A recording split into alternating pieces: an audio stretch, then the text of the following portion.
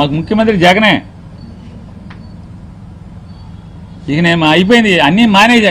ఇప్పుడు ఏమి వద్దనే కదా, 3 సార్లు ఎమ్మెల్యే అయిపోయా, ఈ ఊరికి చేయాల్సింది చేసేసా, మంత్రి కూడా అయిపోయింది, ఇక సార్లే బాబు అని చెప్పని నేను మానుకున్నా. ఇంకా నేనేం ఎదుగుతాను, నా ఎదుగుదల, నా పబ్లిసిటీ, ఇంకేం పబ్లిసిటీ.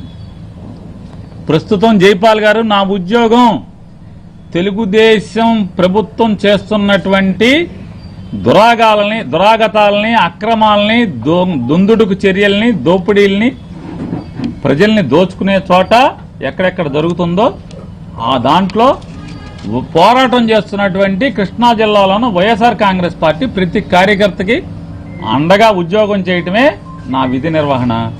దానిలో భాగంగా ఆ దోపిడీదారులకు ఎవరెవరైతే కొమ్ము కాస్తుంటారో వాళ్ళని కూడా గట్టిగా నిలదీయటం అనేది నా ఉద్యోగ ధర్మం, నేను చేయాల్సినటువంటి విధి. దానిలో భాగమే నువ్వు నన్ను పబ్లిసిటీ అనుకున్నా సార్, జైపాల్ సార్, మీరు నన్ను దాన్ని పబ్లిసిటీ అనుకున్నా, నా రాజకీయ ఎదుగుదల అనుకున్నా, ఏమనుకున్నా నిలదీయటం మాత్రం ఆగదు జైపాల్ గారు, ప్రశ్నించటం ఆగదు జైపాల్ గారు.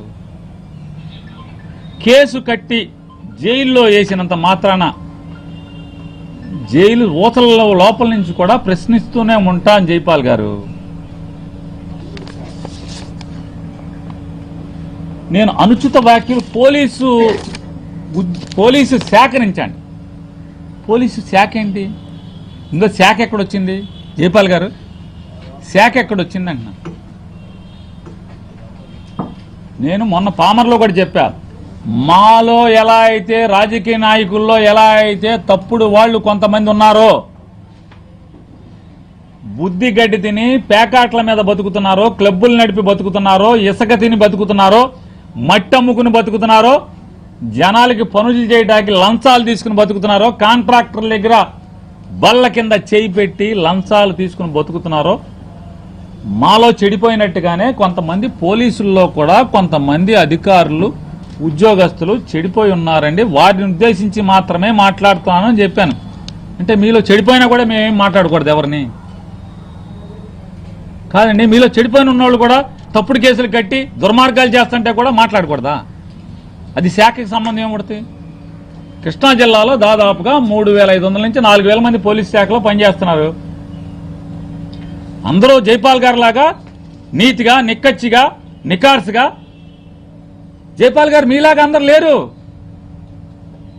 కొద్దిమంది తేడాగా ఉన్నారు. అక్కడక్కడ వేళ్ల మీద లెక్క పెట్టేట్టుగా యూనిఫామ్ వేసుకుని బారులోకి వెళ్ళి తాగుతున్నారండి. నీలాగా నిక్కచ్చిగా ఎవరు లేరు జైపాల్ గారు. నువ్వేమనుకుంటున్నావు, అంతా నేనే అనుకుంటున్నావు. మీకులాగా అంతా ఉంటలా పోలీస్ వ్యవస్థలో. మాలో చెడిపోయినట్టే మీలో కూడా కొంతమంది తేడాగా ఉన్నారు. కొద్దిమంది భయం కూడా లేకుండా ఉద్యోగం, విధి నిర్వహణ, నెత్తి మీద సింహం, భుజం మీద సింహం అంటే కూడా భయం లేకుండా కొంతమంది పనిచేస్తున్నారు. అధికారంలో ఉన్న వారికి తొత్తులుగా పనిచేస్తున్నారు కొంతమంది. అప్పుడు మాట్లాడతారండి. బాధ కలిగినోడు, గాయపడ్డాడు, అన్యాయానికి గురిగా పడినోడు నిలదీస్తాడు. అతన్ని నిలదీస్తే మొత్తం మా 4000 మందిని నిలదీసినట్టు అంటే ఇక భగవంతుడే కాపాడాలి జైపాల్ గారు మిమ్మల్ని. ఇలా మీరు భావనలోకి తీసుకుని ఇలా మీరు మాట్లాడితే కనుక